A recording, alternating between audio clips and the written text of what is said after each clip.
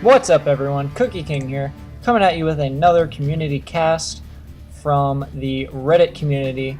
This particular match was sent in to me by Richeh. Richeh, the blue Terran in the northern spawning base. His opponent is makeZZZ, the red Zerg in the southern corner of the map. Overlord gonna fly over there.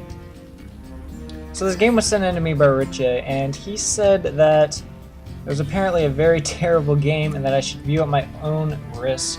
I decided to take that risk, and I'm currently casting this without having watched it, so I am going to be surprised, hopefully. Hopefully it's going to be a nice, fun game to watch.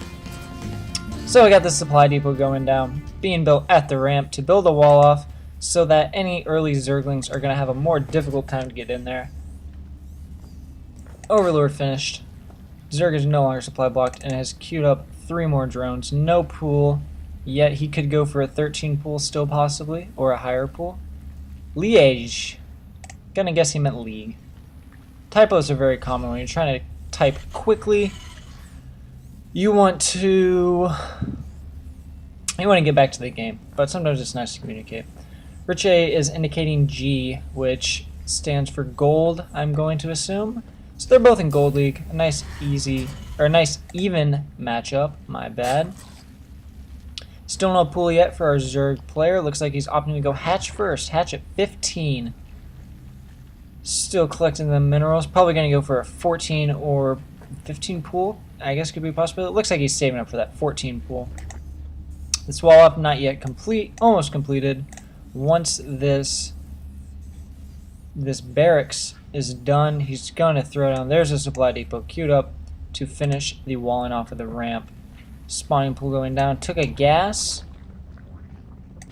Yeah, it looks like a pretty nice game going on. Good, solid openings by both players thus far. 3 minutes into the game. Orbital command being warped in. This Overlord is just kind of flying around. Not too much scouting done by our Zerg player. For all he knows, the Terran player could have flown his base over here, which I'm sure he, with logical assumption, he can guess that his opponent did not do that. This would be a very silly thing to do, but you never know. Could have happened, but it didn't. Richeh is instead deciding to play more standard than that. Factory going down. Could see some early Hellions, could use that factory to make a tech lab to get quick Banshees out, or he could put a reactor on that factory, then make another star, or make a starport and get some medevacs out. We're just gonna have to see. Reactor going down on the barracks, so it's possible he could fly up this barracks, throw it down on the reactor, and get some early Hellions out.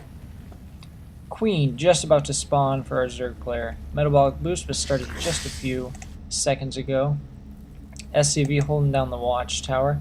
No combat units for our Zerg player except for now. Just got 2 Zerglings out. He had a couple more on the way. You're going to end up having a total of 4 Zerglings thus far. 2 Queens out. Metabolic boost still on its way. And we have a starport going up for Richeh. Interesting to see what he's going to go for. The factory got a tech lab. It's going to fly up.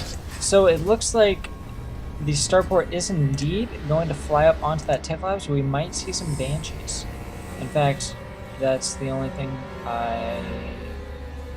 you could expect from a reactor starport, I guess, unless you wanted to get Ravens. Ravens are possible. Ravens are cool units. I like Ravens. Or maybe he just wants some of these various upgrades.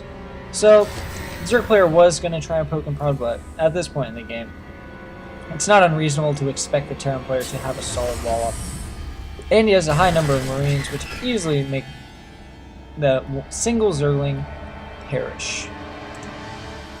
So, back at the Zerg base. Just chilling out. He's got an expansion, got a spine crawler, getting a Baneling nest. Baneling nests are very good, especially in marine heavy builds, which there are quite a few Marines, so Banelings, can't go wrong with Banelings. That Banshee is coming out. He did not research Cloak. He just, maybe he plans to do it when he gets 200. But he's currently spending all his money, so I doubt he's going to go with that. So it looks like he's going to go with some kind of a 1-1-1-ish type build against Zerg as opposed to Protoss. Very strong against Protoss. But it's still an effective build overall. Lots of Marines. Sending this SCV. All these Lings going to avoid that Marine and SCV, but they're going to come back and take those guys out. The rest of the unit's just chilling back here. We're getting siege mode. And our Zerg player has opted to go with Mutalisks. The Spire is going to be up pretty soon. The Zerg player saw the Banshee. Saw those couple Banshees.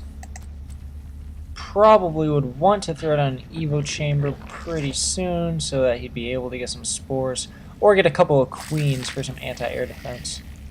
He's morphing in an Overseer to be safe from, if those Banshees had Cloak. Those Banshees do in fact not have Cloak, however, so he doesn't really need to worry about that, but just to be safe. Nothing wrong with morphing in an Overseer. Siege mode just finishing for the Terran. Terran has yet to expand, so he might decide to not expand at all and just try and kill his opponent in one big push, which it looks like that push is going out right about now. Gonna go to this watchtower to take out this Zergling, get rid of that Xel'Naga vision for the Zerg. Zerg guy's probably panicking a little bit. He's only got 2 Mutalisks on the way. None other on the field. We have 3 Banshees, 3 tanks, and 20 Marines up against 8 Banelings, 2 Lings, and 3 Queens. The pair of Mutalisks just spawned, but 2 Mutalisks alone aren't going to be able to do much of anything. More Zerglings spawning. And here comes the attack force from Richeh. A lot more Zerglings now. We're up to 24 Zerglings with 8 Banelings, which will be able to get those Marines dead if he's got some good Baneling hits. Those tanks are going to siege up. Time to move for the Zerg player, and it looks like the Zerg player managed to take out most of the army, but it wasn't enough. Didn't get everything he needed to. We got a couple of Mutalisks, but there are more than enough Marines to stop that. Still a siege tank over here, another siege tank coming in, and we've got the Banshees. Not much for a Zerg player. A Zerg player is making 18 Lings, which, if engaged, those Mutalisks doing some damage, might be able to pick off this tank. It's going to be really close. They do not. Have a lot of Lings on the way. Maybe the Lings can do something. These SCVs are actually repairing the Banshees, which took a little damage from the Queen. Not much. 12 Banelings being warped in, which is arguably needed for this Zerg player to hold off this push. However, there's still nothing for these 4 Banshees. The 4 Banshees are really what's going to hurt him. He could get a couple Mutalisks once he clears out. The rest of the Marines are mostly dead, so he only has 2 units now that can shoot up. A couple more Marines coming in. Marines are obviously very easy to replenish, so it's not really a problem for Richeh losing his anti-air temporarily, as makeZZZ as yet, he's unable to make mutas. Well, he could make mutas. He's got the ability to make 6 mutas right now. He's making some corruptors instead, and it's an interesting choice. I personally would have chosen mutas. These mutas can attack these Banshees, and then once the Banshees are dead, take out the tanks and the Marines. However, corruptors are just going to float there. I mean, he could go for high tech, but obviously that'd be a very poor choice at this point. High tech, hit a greater spire. It would take way too long to do that. So it looks like with 10 supply compared to Richey's 68 supply, it looks like our Terran player took this game. I'm not sure what Richeh was really nervous about. This was a pretty solid performance by him. Did very well. Unless, of course, the Zerg player manages to come back. But I doubt that. Look at all these reinforcements coming in. Lots of Marines. Tons of Marines. With Marines being produced 4 at a time. They're just going to kill these Lings whenever they come out. And there's the GG by makeZZZ. A very good performance by Richeh to take the solid win.